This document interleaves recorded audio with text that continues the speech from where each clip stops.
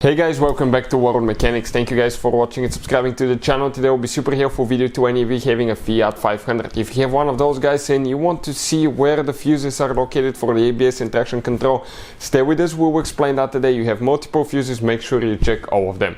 Now, also we'll explain why it's super important to test fuses and not just to assume that they're good. Make sure you stay until the end.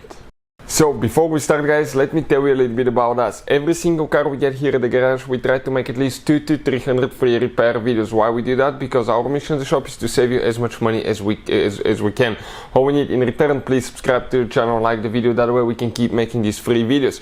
If you want to see any specific videos on Fiat 500, leave a comment below, that way we can get an idea, and if we have time we'll try to make a video for your specific problem.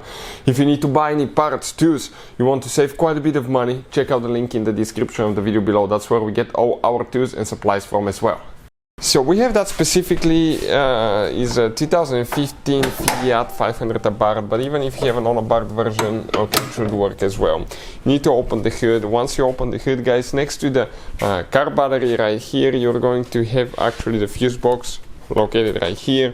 You just have to remove one bolt in order to get to the fuses.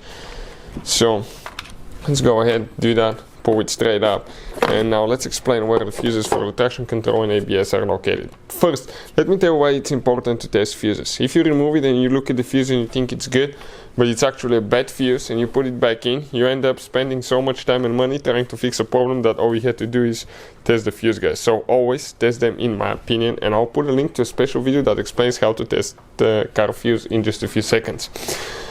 When you remove the fuse cover here, good news is that you will have the numbers printed on the back side of the cover, but you don't know what those fuses are for, and they do not go in order. The first fuse that we need to check is fuse number F04, and that's the third fuse from top to bottom. Even if you're missing one, you still count the empty spot.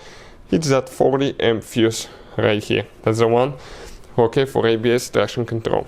Then you have another fuse guys that's known as fuse number F23. So it's that fuse right here. If you come from top, 1, 2, 3, 4, 5, 6. The sixth fuse, 1, 2, 3, 4, 5, 6.